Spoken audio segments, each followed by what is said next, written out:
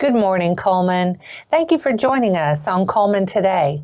I'm your host, Christine Wiggins, and today is Friday, July 4th. Coming up on Cullman Today, staying safe on Smith Lake this 4th of July, 2026 Alabama gubernatorial candidate Chad Chig Martin, and Caroleene Dobson announces candidacy for Secretary of State.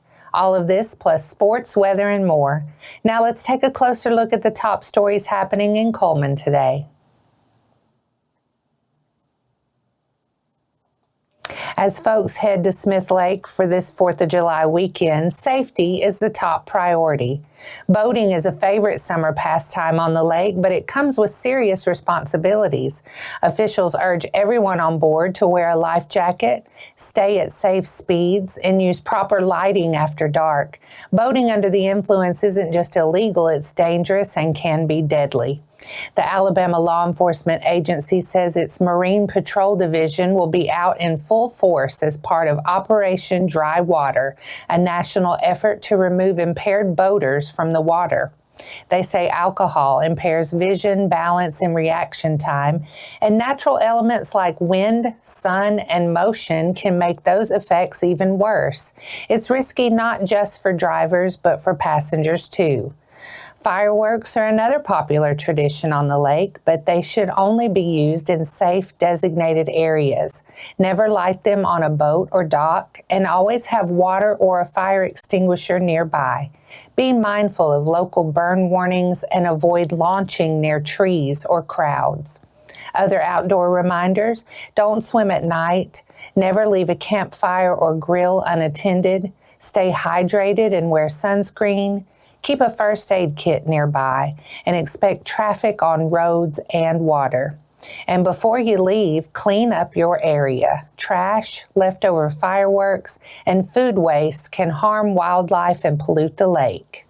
From law enforcement to local officials, the message is clear: have fun, but stay safe. Enterprise native and entrepreneur Chad Chig Martin is officially in the running for Alabama governor in 2026, announcing his candidacy as a Democrat with plans to campaign across the state. Martin, founder of Thunder Industrial Supply and Honeysuckle Hemp Company, the state's first hemp dispensary, is building what he calls a citizens-driven movement, which has already gained more than 28,000 followers. He says his campaign is focused on job creation, healthcare reform, and economic opportunity for all Alabamians. Martin also wants to improve rural health care through new health hubs and address overcrowded emergency rooms.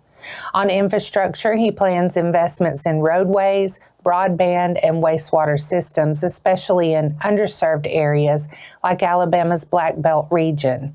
His economic vision includes attracting high-tech industries, growing agritourism, and developing trade schools to support long-term employment. He's also pushing for stricter pollution laws, more funding for environmental agencies, and a statewide spay and neuter program.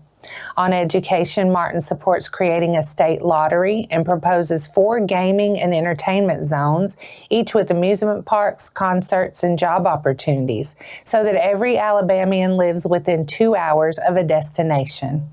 Martin is currently hosting meet and greets across Alabama where residents can share concerns and solutions. You can plan to meet him here in Cullman on August 19th at Fairfield Inn and Suites.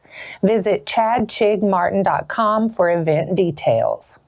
The Alabama statewide primary election will be May 19th, 2026. The primary runoff election will be June 16th, and the general election will be November 3rd, 2026.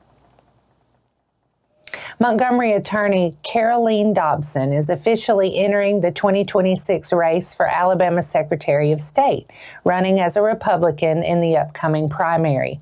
Dobson, a Beatrice native and graduate of Harvard and Baylor Law, says her campaign centers on election integrity and cutting red tape for businesses. She currently works as a shareholder at Maynard Nexen, where she specializes in natural resources, finance, and real estate law. In her announcement, Dobson pledged to reduce business fees, streamline public services, and create a same-day turnaround system for business filings. On election, Dobson vows to replicate Florida's Election Crimes and Security Division here in Alabama and establish a dedicated team of election experts to proactively investigate voter fraud claims. Dobson also says she'll support President Trump's proposed election reforms and push back against what she calls out-of-state activist lawsuits targeting Alabama's election rules. Dobson is one of the first declared candidates in what's expected to be a competitive 2026 GOP primary. The Alabama statewide primary election will be May 19th, 2026, the primary runoff June 16th, and the general election November 3rd, 2026. And those are the top stories in Cullman today. Coming up, 6 Wallace State standouts earn honors. Sports is next.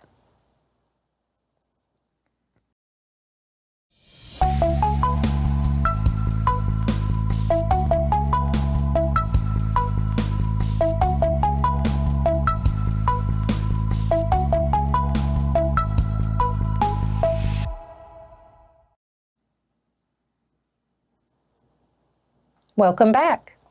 Wallace State Community College is proud to announce that several athletes were recognized by the National Junior College Athletic Association, or NJCAA, as All-Americans in their respective sports. Wallace State Athletic Director Paul Bailey said that being named an NJCAA All-American is a testament to these athletes' hard work, talent, and the outstanding support from their coaches and athletic staff. The Lions that earned All-American honors include baseball's Luke Fernandez, golf's Mallory Brooks, cross country's Luke Kennedy, softball's Brooklyn Sertel, and basketball's Cammie Young and Callie Tinker. Fernandez was also named the NJCAA Division I Pitcher of the Year, is a 2-time Alabama Community College Conference Pitcher of the Year, and named an ACCC Pitcher of the Week. Brooks finished 6th in the nation individually in women's golf and helped the team finish 5th in the nation. She was twice named an ACCC Player of the Week. Kennedy is a 2-time ACCC Men's Cross Country Runner of the Year and helped lead the Lions to a 3rd-place finish in the NJCAA Cross Country Championship, where he finished in 10th place. Sertel helped lead the Lions softball team to a 3rd-place finish at the NJCAA D1 Softball World Series. She was named to the 2025 NJCAA D1 Softball Championship All-Tournament team. She was also named ACCC All-Conference and an ACC Player of the Week. Tinker helped the Lady Lions basketball team make their first trip to the NJCAA tournament in 14 years. She earned all conference honors and was named an ACCC Player of the Week during the season. And Young helped lead the Lions basketball team to their 2nd straight NJCAA tournament and became just the 2nd Wallace State player to participate in the NJCAA All-Star Game. He was twice named the ACCC Player of the Week. Way to go, Lions. And that wraps up sports for today. After the break, a successful Sheriff's Youth Leadership Academy, Cappy's Boats makes waves on Smith Lake, Activate class graduates, and the Pulling for Survivors fundraiser.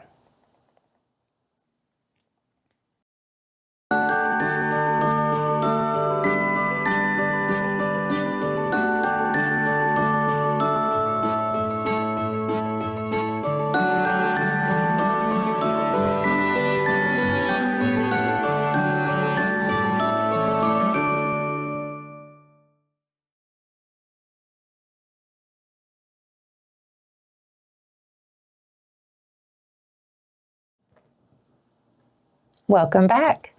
Now it's time to speed things up with a news rundown. 4 stories in under 4 minutes. The Sheriff's Youth Leadership Academy, hosted annually by the Cullman County Sheriff's Office, was held June 23rd through 27th. Cullman County Sheriff Matt Gentry said the event continues to expand its reach and impact, welcoming more than 40 students from across the county at no cost to attendees. According to Gentry, upon completion, students earn 40 hours of community service credit from an immersive experience in patriotism, civic responsibility, and law enforcement operations. Gentry said the week-long program features a wide array of activities, including team building and leadership exercise, firearm safety and training, canine demonstrations, physical fitness sessions, and more, facilitated by members of the Sheriff's Office and several community partners like local judges, offering valuable insights into the justice system, Wallace State Community College providing access to its virtual law enforcement simulator, and the ROPES program through the Juvenile Probation Department. Preparation for the 2026 Sheriff's Youth Leadership Academy will begin during the upcoming school year. What started as a pandemic-era idea has become one of Smith Lake's most recognizable boat rental services. Gretchen and Scott Travis launched Cappy's Boats in 2020 after noticing a surge in demand from folks looking to rent boats closer to home. They started with just 4 pontoons and quickly expanded. Now, Cappy's offers pontoons, kayaks, captained cruises, and their newest feature, the Snackle Box, a floating convenience store that drops anchor near popular swimming spots. Visitors can track its location through a live GPS pin on their website. Their larger cruise boat has become a hit for bachelorette parties and reunions. Rentals include full tanks of gas, lake maps, safety briefings, and even gear add-ons like inner tubes and Maui mats. Booking is done entirely online, and first-time boaters get personalized orientation and guides to stay safe. For more, visit cappysboats.com or follow them on social media. Wallace State Police celebrated a midsummer graduation, the latest Activate class. Activate is a partnership between the Alabama Department of Corrections and Alabama Community College System aimed at preparing new ADOC corrections officers for the academy and their careers by meeting the physical and educational pre-hiring requirements for correctional officer positions. Additionally, successful completion of Activate could result in up to 9 college credit hours in an Alabama community college, according to the ACCS website. Victim Services is looking forward to Saturday, July 12th, when they'll host a day filled with fun, friends, food, and a little friendly competition. Pulling for Survivors, a fire truck pull fundraiser, was originally scheduled in May and had to be postponed due to poor weather conditions.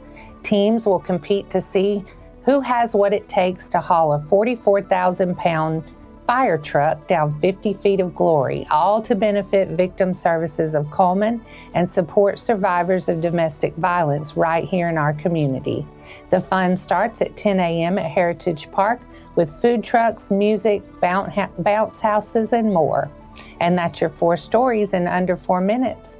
Now for a quick break before we look at your weather ahead and pay our respects with obituaries. I'll be right back after this message.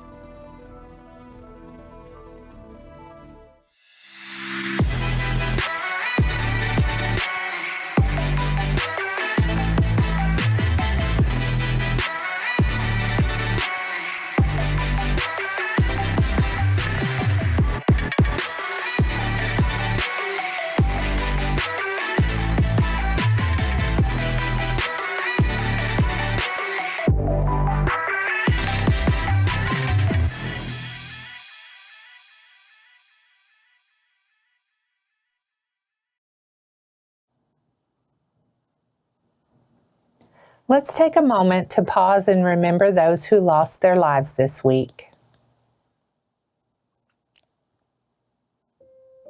Philip Hansen, 62, of Crane Hill, passed away on Wednesday, July 2nd. There are no services planned at this time.